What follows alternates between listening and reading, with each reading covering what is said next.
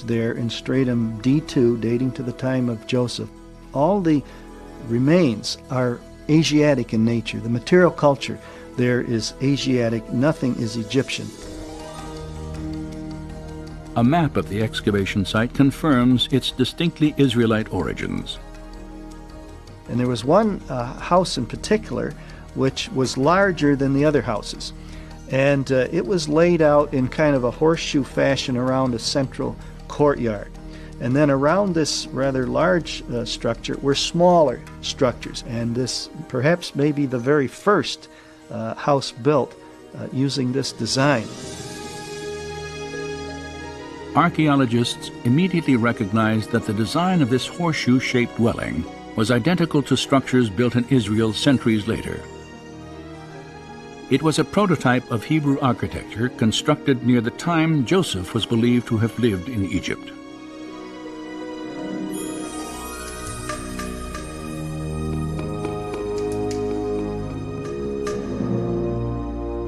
And Joseph died, but the children of Israel were fruitful and multiplied, and the land was filled with them. Then there arose a new king over Egypt, who did not know Joseph. And he said, "Look, the people of the children of Israel are more and mightier than we. Come, let us deal with them, lest they join our enemies and fight against us."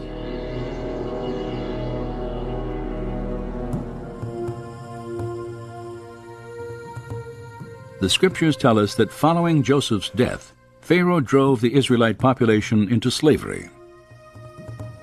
Several archaeological discoveries have also confirmed this aspect of the biblical account.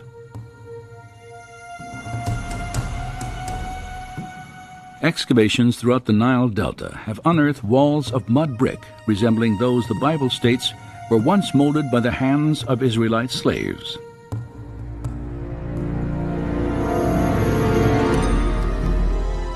This practice was vividly illustrated in an 18th dynasty tomb painting depicting foreign slaves making bricks from mud and straw.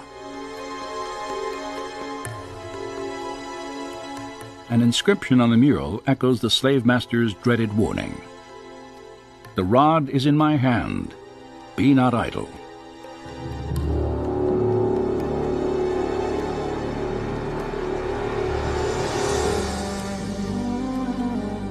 Another mural, carved in a tomb wall during the 15th century BC, shows Canaanite slaves working in the vineyards of Goshen.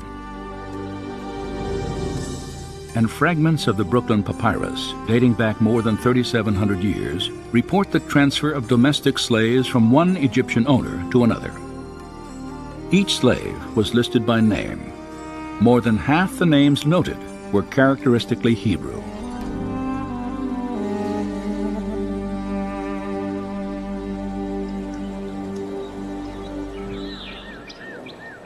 There is now little doubt that a significant Israelite population lived in Egypt for several hundred years after the time of Joseph. One of the more remote but promising archaeological sites in the Sinai is the mountain of Serebet el Khadim.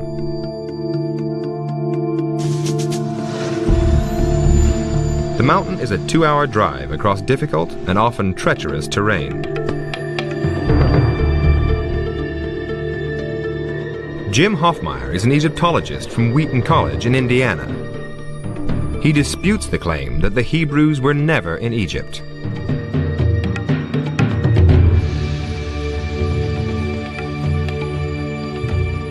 Near the top of the mountain is a network of cave openings. They're actually mines, gouged out in search of a precious stone. Turquoise. It was mined by slaves from all corners of the Egyptian empire. Some of the slaves were clearly not Egyptian, but Semitic, and possibly even Hebrew. This graffiti is in Semitic, the language from which Hebrew is derived. We have here the two letters which read El, which is a Semitic term for God. And then to the right, there is an adjective describing this God, an attribute, and it's the word Olam, which means eternal.